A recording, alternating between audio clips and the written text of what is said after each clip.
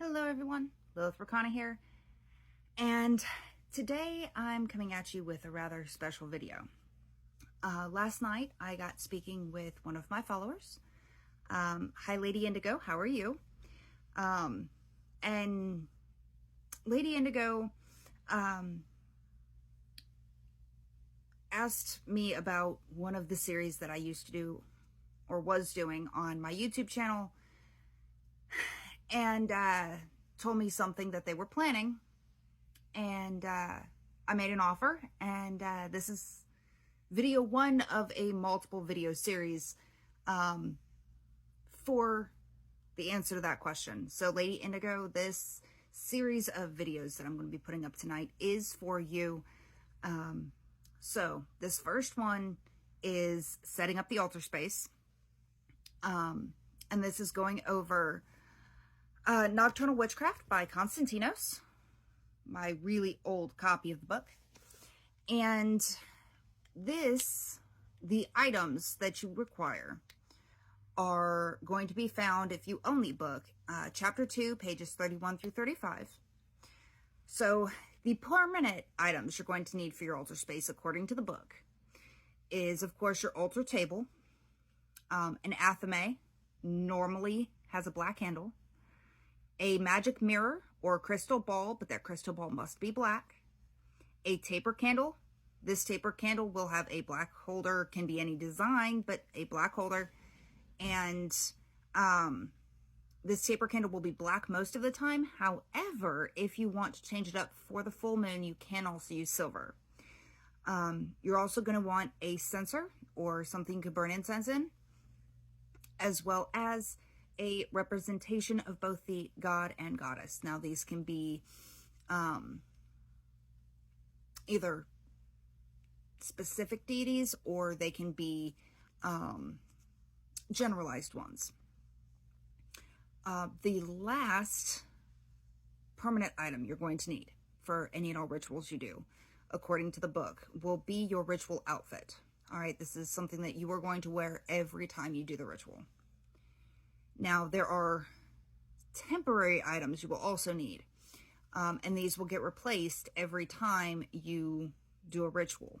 And this will be either, these will be your representations of the 4 elements. Now, these are going to come in handy in a video or so when I go over the calling of the elements. But the items you will need for that is you're going to need incense. Now, this does not have to be the same incense you're going to use permanently for your altar.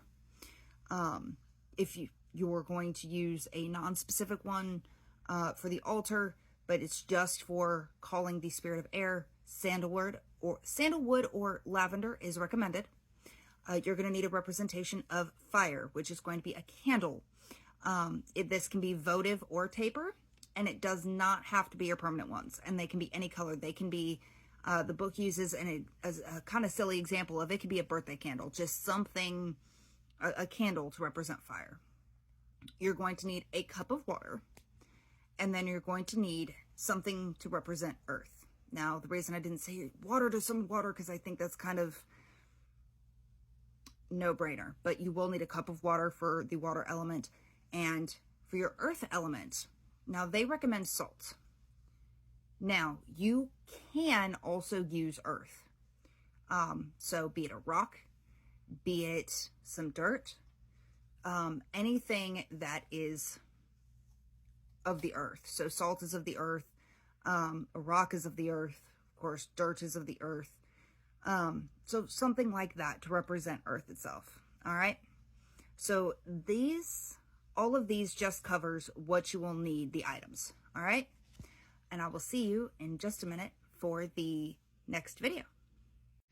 All right, guys. So the next requested video was the casting of the circle itself. So first, we're going to perform the banishing while facing east with your altar before you. So make sure you set up your altar table facing east. Second, you're going to lift your athame with your dominant hand, blade up.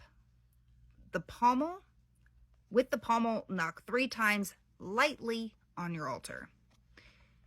Then you're going to walk clockwise to the easternmost edge of what will be your eastern circle. Point the athame blade at the floor at this point. Then you're going to summon the energy and the feeling you had while you did your banishing. And then when you feel your body tingling,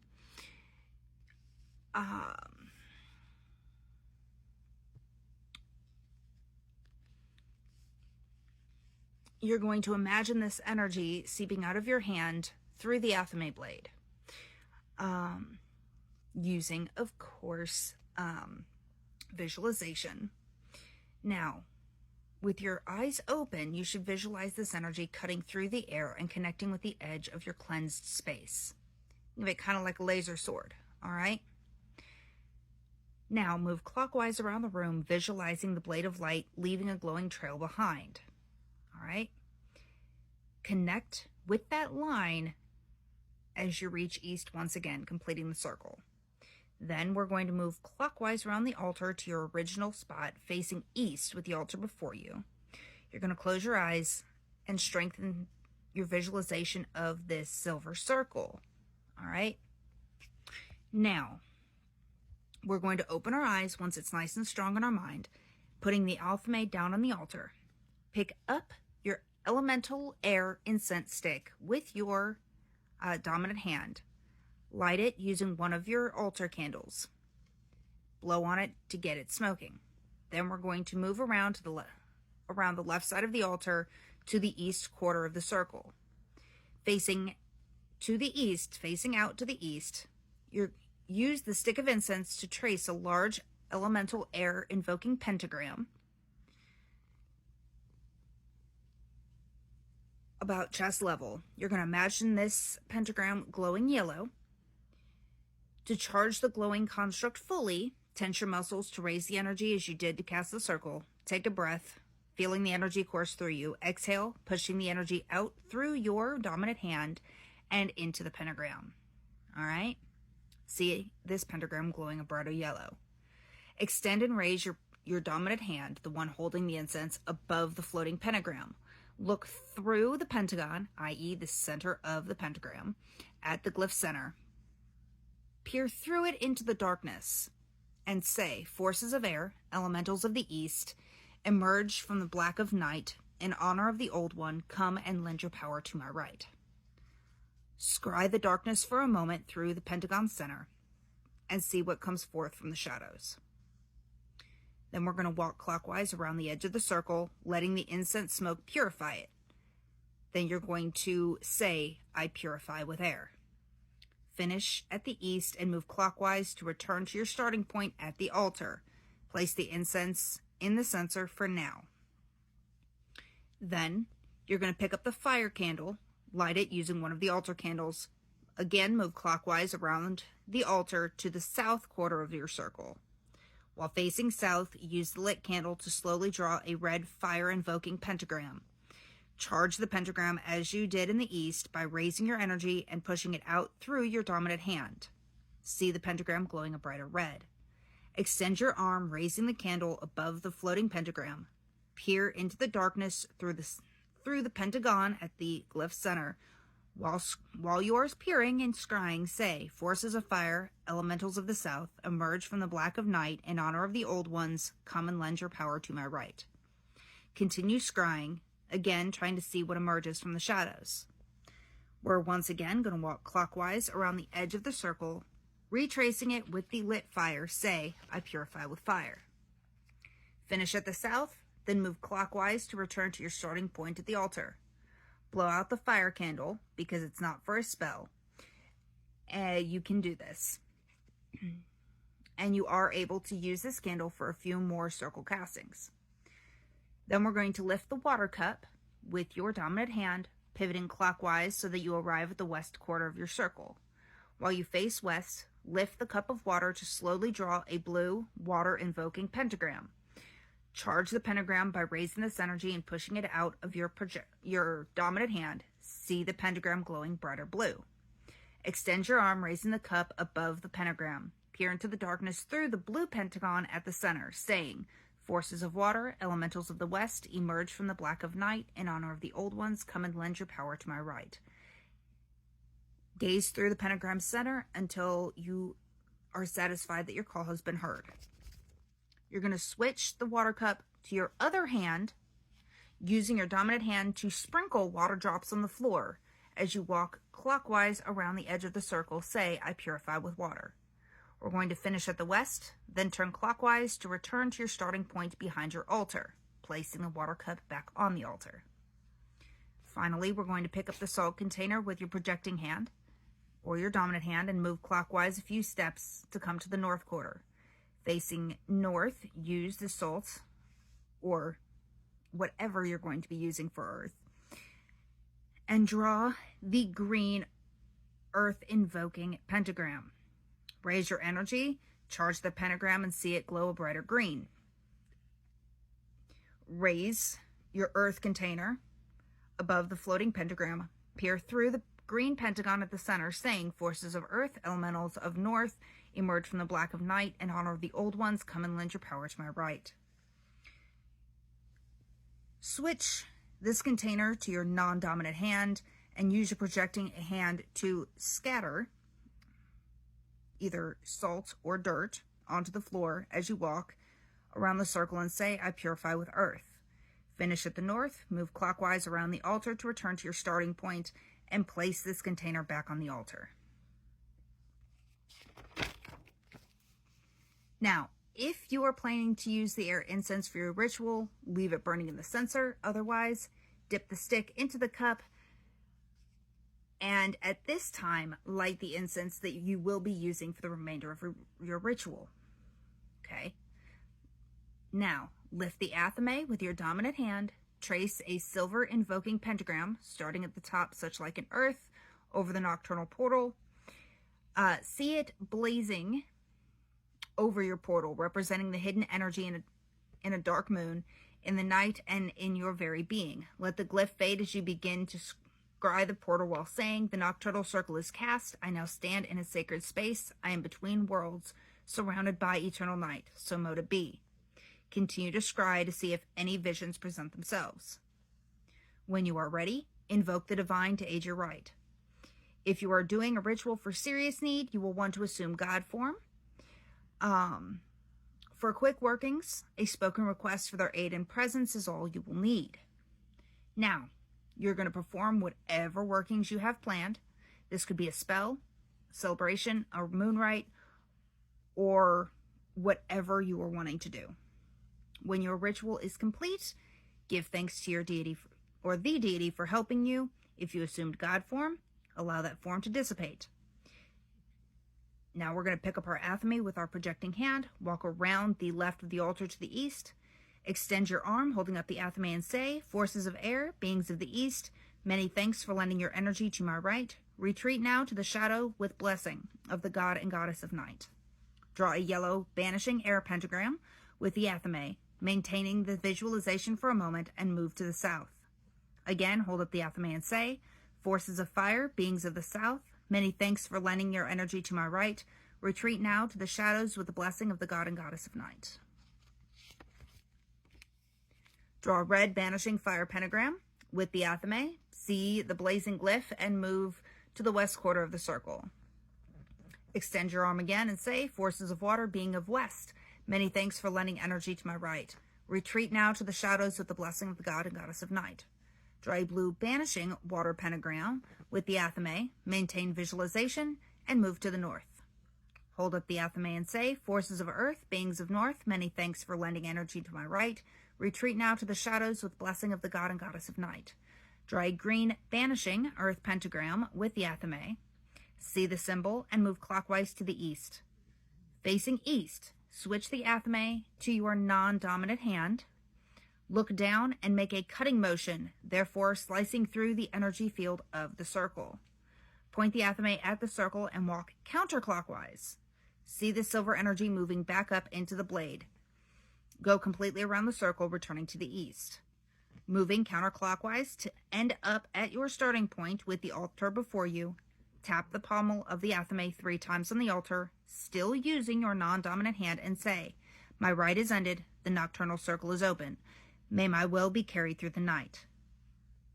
If you still feel that your room or area is not quite yet balanced, perform another banishing at this point. Otherwise, you can return things as normal, turn on the lights. You're going to get whatever snacks that you have and eat them at this time. The dark moon rite. We're going to perform the circle casting, but before the invocation, turn your attention to the black candle on the right side of the altar and say, "Behold, the only light on this night comes from within my dark circle." Look to the left candle and say, "And the light I've set also draws in darkness, never seeking to fully burn it away." Let your gaze drift either up to the moon or down to your nocturnal portal if you're indoors. Stare at either the moon or your portal for a moment, or visualize it in the portal as you saw it earlier. Think about it how it is a noticeable sphere of darkness and in an even inkier sky. Now, you may invoke your deity associated with dark moon. You don't need to pick a name if you're only planning a simple invocation. Your choice of a specific deity is only necessary if you were going to assume God form. When your chosen form of invocation is done, see if you can feel the need to act on anything that they inspire. If not, say, "The sweet light of the moon holds no sway tonight over the dark energies around me. In the name of," name the deity you invoked, "I seek a better connection with the nocturnal mysteries." If you're outdoors, you may wish to scry the disk of the moon or any other dark region of this night. If you're indoors, your nocturnal portal does perfectly. After you've scryed, or instead of doing so, you can perform any rite that is best done during the dark moon. Start the process of closing the circle. After you've grounded yourself with the treats that you've left, write in your journal any insights that you may have received about what this night means to your development. You may be surprised at what comes through. Okay, for the full moon rite, you're going to perform the circle casting. You're going to look at the silver candle on the top right of the altar and say, "Behold how the light in my dark circle adds to that of the full moon." Turn to whatever candle you have on the left and say, "Yet I also draw in the lunar glow, seeking its aid, seeking to know its mistress and master." Slowly turn your head up to stare at the moon. If you're outdoors, if you're indoors, look down at your nocturnal portal. You're going to gaze at this for a moment, or gaze at the full moon, or visualize it in the portal. Meditate on how the moon reflects light upon us without vanquishing the night. Think about, at this time, the maximum amount of daylight is being converted to energy that is more conducive to beautiful nights. Invoke now your deity of choice associated with the full moon. Specific names are not important if you only plan to do a minor invocation. They are, however, extremely important, of course, if you're going to assume God form. When you have finished your invocation or God form assumption, see if you're inspired to act on the will of the old ones. Perhaps a rite may come to you. Perhaps just a bit of advice for your endeavors. Unless the deity carry the ritual in a totally different direction. Say, "The light of prosperity and bounty shines upon me this night. In the name of," name the deity, "I seek a better connection with the lunar powers and inspiration." If you're outdoors, you may wish to gaze at the moon to see if any ideas come to you. If you're inside, look back to the left silver candle. When you feel ready, you may perform the rite that is best done during the full moon, assuming you have one to do. Start the process then, once you are done, of closing the circle. After you've grounded yourself with whatever treats you have decided to keep with you, write in your journal about any insights you may have received and regarding what this might means to your development.